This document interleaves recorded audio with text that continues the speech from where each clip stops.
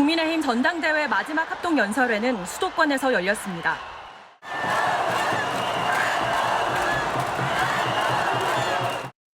지난 연설회에서 지지자 간 몸싸움까지 벌어졌던 만큼 당 선관위는 연단 앞자리 출입을 통제하고 각 캠프에도 지지자 관리를 당부했습니다.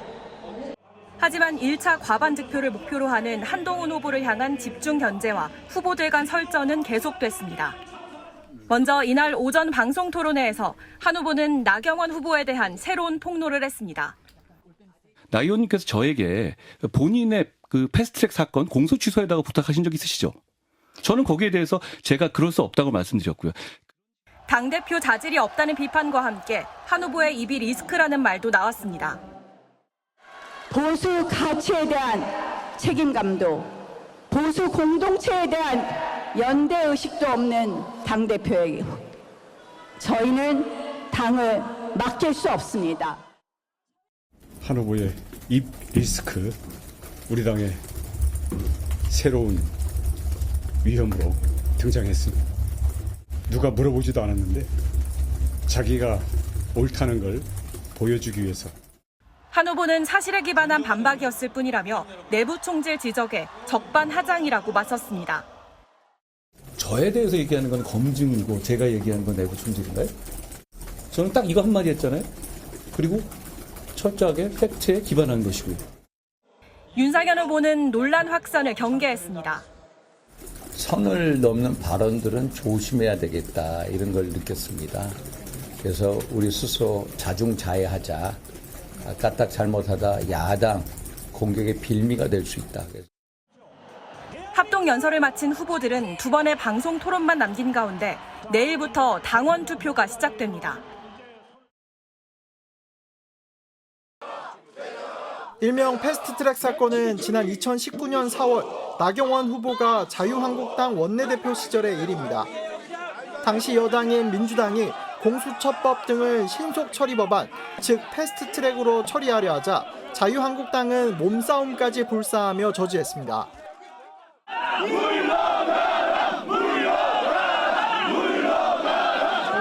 사랑하는 의원 동지 여러분! 보좌관 여러분! 당직자 여러분!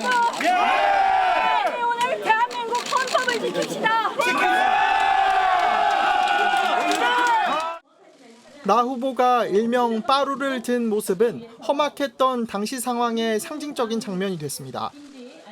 결국 이 과정에서 나 후보 등 여야 28명의 의원이 공동 폭행 혐의로 재판에 넘겨졌습니다.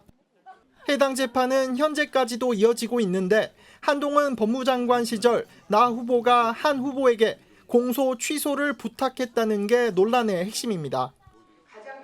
민주당은 명백한 공소권 거래이자 국정농단이라며 즉각 공세에 나섰습니다.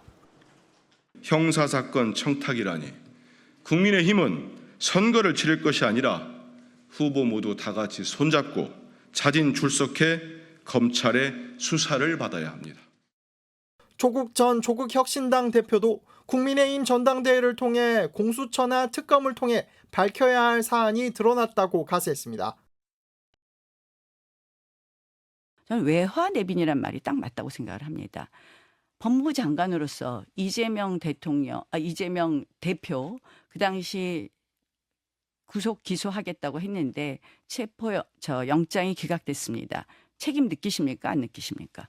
나 의원님께서 저에게 본인의 패스트트랙 사건 공소 취소에다가 부탁하신 적 있으시죠? 저는 거기에 대해서 제가 그럴 수 없다고 말씀드렸고요. 그런 식으로 저희가 구체적 사안에 개입할 수 없습니다. 법무부 장관은.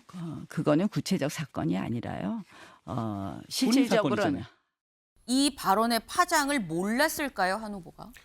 어제 제가 선관위원으로 현장에 있었습니다. 네. 현장에서 직관을 하고 있었는데 저희 얘기가 딱 나오는 순간 현장에 있던 기자들이 굉장히 손이 빨라지고 그리고 어디론가 전화를 하러 갔고 제 등골은 서늘해졌던 그 기억이 있는데요. 첫 번째 나경원 후보의 공격도 좀 너무 과했습니다. 그리고 이거에 대응하는 한동훈 후보의 대응은 저는 준비됐다고 보지 않습니다. 그냥 이게 순간적으로 네. 나왔던 거라고 순간적이다. 보는데요. 근데 여기에서 좀 몇 가지 살펴봐야 될 것이 있습니다. 우리 당에서 이런 사적 대화가 밖으로 나와서 문제가 된 부분들 때문에 지금 우리 당 전체를 흔들고 있습니다. 대통령의 경로설이 그랬고요. 그리고 대통령과 국회의장의 대화가 그랬고요. 그리고 여사의 몰카 조작 그 공작 사건이 그랬고요. 이런 부분들이 다 외부에서부터 나가서 당을 흔들고 있는데 이런 내용이 내부에서 나가야 되는가 하는 부분은 다시 한번 생각해 봐야 될 것 같고요. 저는 나경원 후보의 저 심정을 충분히 이해합니다. 2019년 패스트트랙 당시 정말 민주당이 야권과 연합해서 포괄적으로 검수완박과 이런 부분을 밀어붙이지 않았습니까? 그때 이제 이걸 대응하기 위해서 전현직 국회의원들, 당직자 그리고 보좌진들 수십 명이 지금까지도 재판을 받고 있습니다. 저는 나경원 후보가 본인의 개인적 목적을 위해서 이런 대화가 있었다 하더라도 그렇지 그 본인의 이유만으로 얘기하지 않았을 거라고 생각합니다. 그때 당시에 원내대표였고 그때 당시에 수해 지렛대를 들고 있었던 그 모습 하나 때문에 정말 많은 수모를 겪었는데 그 전체적인 입장에서 여권의 일원으로서 얘기할 수 있었다. 근데 이 부분이 저도 여당에서는 정부 여당에서는 이런 부분들에 대해서 경계가 애매모호하지 않습니까? 네. 저도 국토부 장관 이 당협위원장 활동하고 하면 만나면 저희 지역구 경전철 언제 됩니까? 이거 신경 써 주십시오. 이렇게 얘기할 수 있는 겁니다. 근데 이런 부분을 청탁이라고 하지 않는 것처럼 저는 그런 일환이었다고 봅니다. 근데 한동훈 후보에게 네. 있어서는 그 부분의 인식이 조금은 달랐던 것 같습니다. 근데 지금은 모든 합동 연설회가 끝났고 이제 두 번의 토론회와 마지막 전당대회가 남아있는 상황이기 때문에 네. 정말 좀 당원들의 마음을 품을 수 있는 그런 화합의 모습을 남은 두 번의 기회 동안 보여줘야 된다. 그렇지 않는다면은 모두가 걱정하는 것처럼 전당대회가 오히려 분당대회가 되는 거 아니냐. 그리고 그 이유가 더 걱정이다라고 하는 그 심경들을 후보들이 이해해 주시기를 바랍니다. 네. 역시 한동훈 후보의 입이 우리 당 최대 리스크다.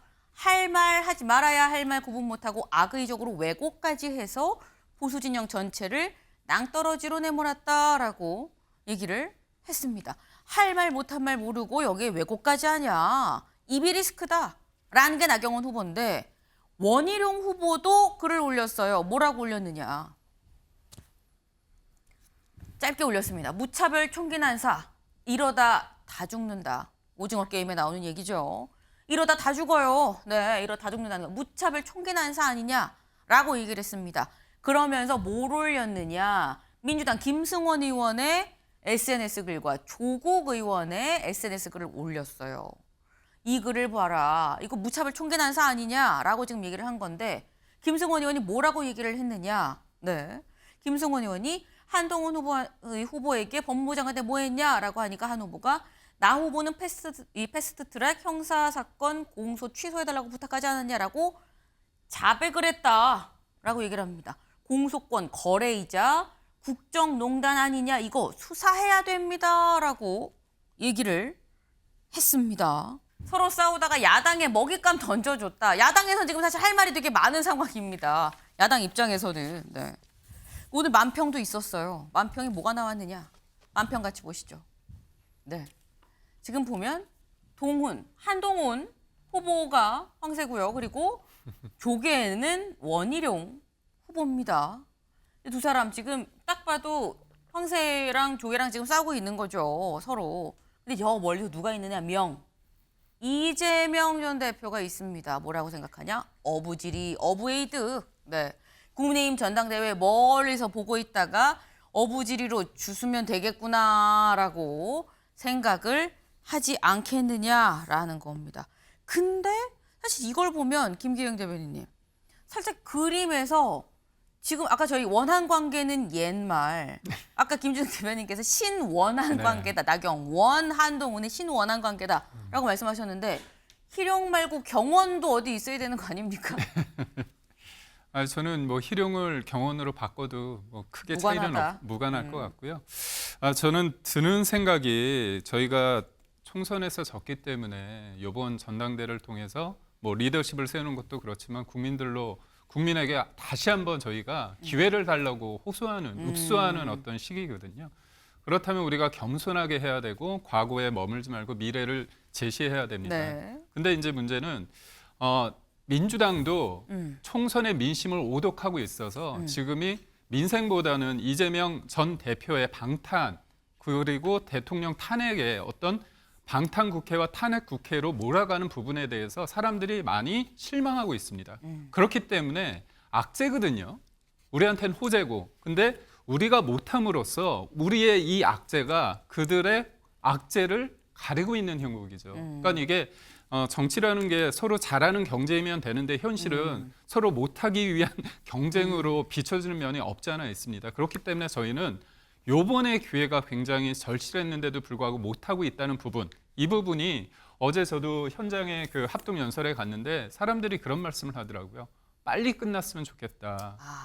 이 얘기를 듣고 제 마음이 되게 먹먹해졌고 또 저는 이제 대선 기간 동안에 수행을 해서 유튜버 분들을 많이 알고 있습니다. 근데 네. 이제 어제는 현장에 못 들어가고 밖에 계시더라고요. 근데 제가 이제 소위 말해서 한동훈 쪽, 그다음에 원희룡 쪽 지지하는 그 유튜버 분들을 알거든요. 네. 근데 이제 저한테 와가지고 먼저 인사하면서 하는 말이 우리가 윤석열 대통령, 윤석열 정부의 성공을 원한다. 이게 다른 건 아니다. 그러니까 결국은 뭐냐면 모든 사람들이 윤석열 대통령의 성공, 윤석열 정부의 성공, 그리고 대한민국, 우리 대한민국의 성공을 원합니다. 근데 그 과정이 다른 거거든요, 방식이.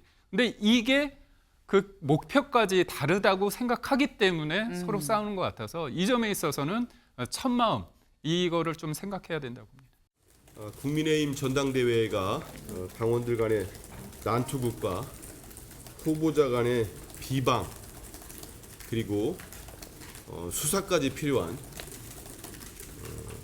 폭로전으로 점입가경 상황에 이르고 있습니다.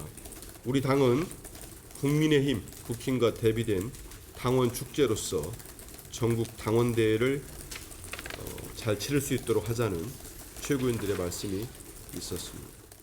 원한 누가 돼도 땡큐. 안심하는 민주당. 김진욱 대변인님. 누가 돼도 땡큐입니까? 저렇게 말씀하시는 분이 공식적으로 있었던 건 아닌 것 같고요. 아마 분위기는 그럴 수 있어요.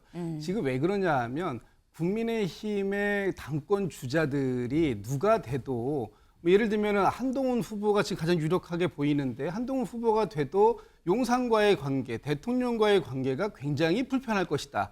삐걱삐걱할 것이다. 예를 들면은 저희 최혜병 특검법 지금 그 부분도 한동훈 후보가 당선되면 대표가 되면 본인이 제3자가 추천하는 걸로 해서 특검법을 선제적으로 내겠다고 얘기했지 않습니까?